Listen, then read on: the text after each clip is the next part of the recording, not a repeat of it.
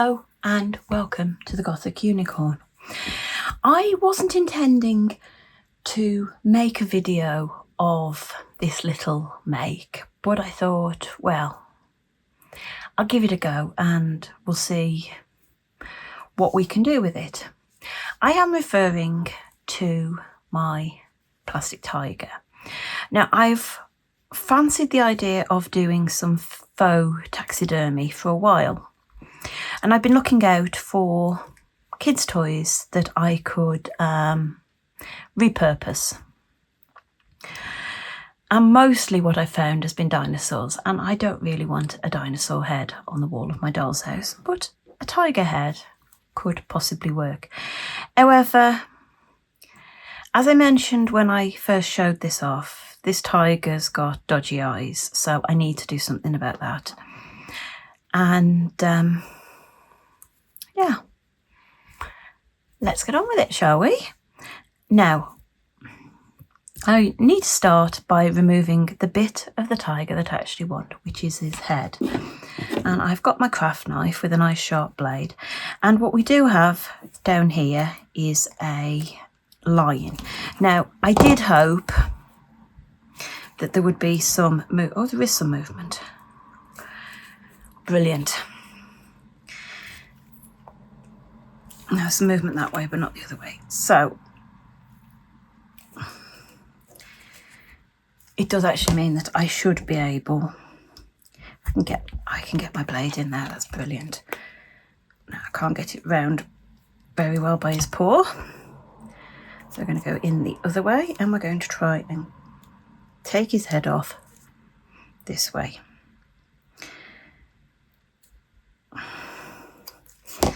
So we've got him, I've managed to remove his head 50%. Not probably what you expected to see today, but hey ho, this is the Gothic Unicorn. We do things that are unexpected. Now if I go in here now and move this other front paw as far back as I can, yeah,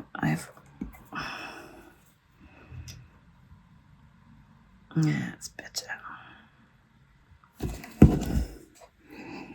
Now, yeah, there we go. One head, one body. Now, I've made a bit of a mess of that because I couldn't get a good cut. So what I need to do is I need to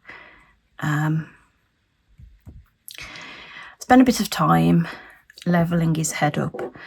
And I also need to look and decide where I want it. So it actually sits, because it's going to lean forward if I put it like that, isn't it? I've got it against my hand. Yeah, his head's leaning forward. Might want it cut off a bit more. But there's the start. I've got a head. That's the first thing I'm going to need. Now, I've seen people who have done these and they've added fibres. So it actually looks like fur. I'm not sure if I'm going to do that. I know I want to repaint those eyes, but I'm not sure if I'm going to add all the fibres and everything on this one. I may just go with the plastic, but yeah, the head's off.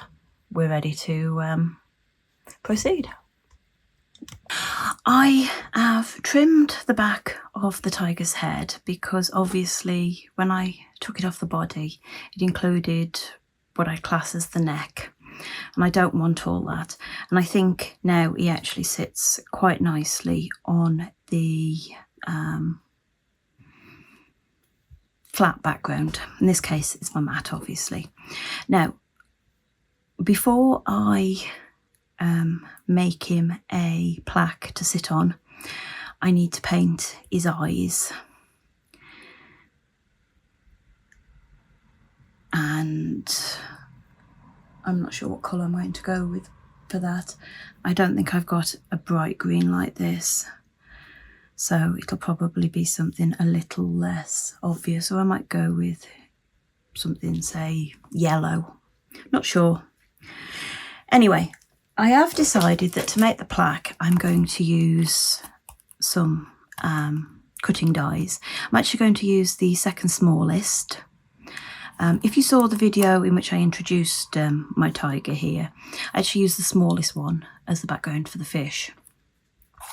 This time I'm going to go with that, and I'm probably going to go with 4 layers of cereal box material stuck together, and then I can turn that into a nice little plaque. So I'm going to go and find some paint and give Mr. Tiger here some new eyes, and probably cut out some ovals to make my plaque. I repainted the eyes on the tiger, and I started off by putting on a black base coat. I thought black would be the best thing to cover up that green. And then I realised I actually quite liked it with the black eyes. Now, I've toyed around with lots of alternatives of putting some red on the eyes, of repainting them in a more subdued cat-like colour. And I really couldn't make up my mind, so I've just gone with the black. And I think that's what I'm going to stick with. The other thing I've done, because it's actually taken me a lot longer than I intended to make this video, is I've made the plaque for him to sit on. Now, what I did here is I took 4 die-cut ovals, just of some scraps of cereal box material, and I stuck them together. And then I have painted it first in black, and then I've put some brown. It's a dark brown. I believe it was burnt umber, the actual colour. And then that is going to work really well size-wise to put him onto.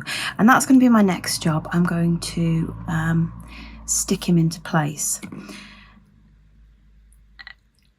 Now, I've seen people do the faux taxidermy, and they've added fibres. As I said,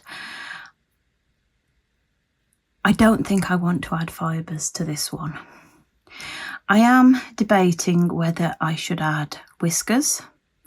Do tigers even have whiskers? Perhaps if they do, I do need to add some whiskers, because it would probably be appropriate. So maybe I need to check that. So I think that's what I'm going to do. I'm going to go and check whether tigers have whiskers, and then we'll come back and we'll put it together. Well, I went online and I actually found out that tigers have lots of whiskers, not just the ones on their sort of snout, which I didn't know. So that was a lovely rabbit hole to go down. And that made me think I do need to add whiskers, and that is what I've done. I've only added a few. I've actually added 5 to each side, sort of sticking out randomly. I don't know how well they're going to show up on camera. You can possibly see the glue that hasn't quite dried. And now, to do it, I've used this. This is a nylon thread. This is a beading thread. It's like fishing line, that kind of thing. For those of you that haven't done any beading, it's fishing line. Fine fishing line. I'm not sure what the gauge of it is or anything. It's just some that I've had for quite some time. And that's worked quite well. And what I did is I put my glue onto the tiger's head with a toothpick, and then I put some more glue onto the end of the little bit of thread using a pair of tweezers to hold the thread and pop them into place. And then I had to hold them a while the glue took, because they did slip, which is why I've got some that are sticking out at different angles, but I think it sort of works with what I want. Probably isn't even going to be visible once I actually put it onto a wall, but you know, I made the effort, and that's the important thing. So yeah, Now my tiger's got whiskers, and the next thing is to actually turn him into a mounted taxidermy. In order to mount the head on the plaque, I'm going to use my usual glue. This is Cosmic Shimmer Specialist Acrylic Glue. It's a craft glue. I discovered it doing papercraft many years ago, but I find it works really well on lots of different materials. Now, the reason why I like this glue is it starts off runny, and if you can see here, this is runny glue. You can see that I can move that around. This has been sat out here for a while longer and it's gone quite tacky, and it is this tackiness that I like. It just means that it grabs quickly, and it means I don't have to use two different glues. I know some people swear by using hot glue to grab and then another glue to hold, but life's too short for that. Plus, hot glue, yeah, hot glue and I don't get on. I've got the scars to prove it. It looks a bit pale at the moment, but yeah, I've got the scars to prove it on my thumbs. So I've put glue all around the edge of my tiger's head, and all I'm going to do, move that out of the way, I'm just going to pop him in the middle of the plaque, more or less. I don't care if he's not perfect. I do have a little bit of wiggle time, and I can tidy it up afterwards with a bit of extra paint if I can't get the glue off.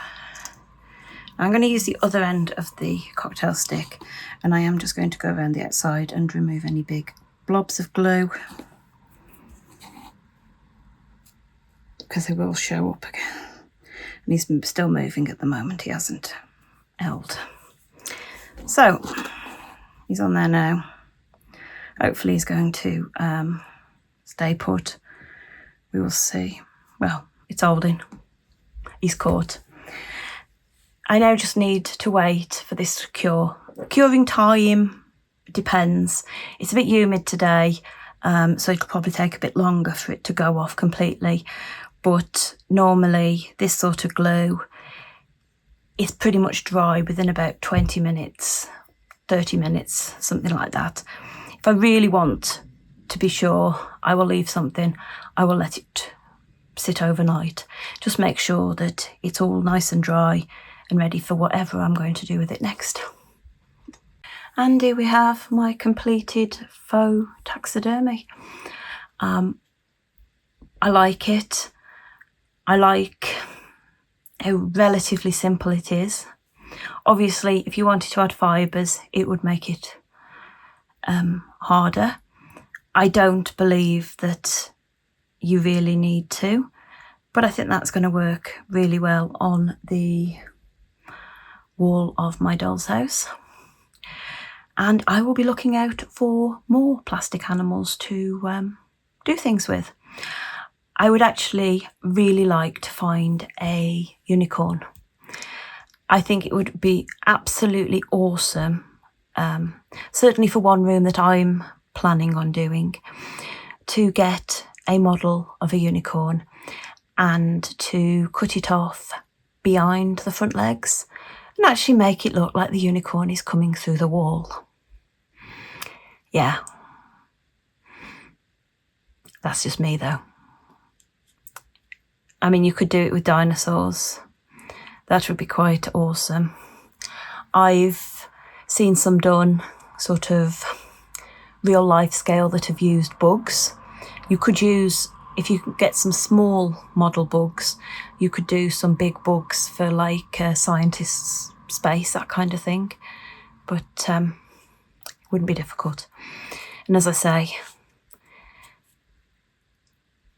you don't need a lot. If you've got access to toys from, children, grandchildren, whatever it is, you might be able to find something that they've grown out of.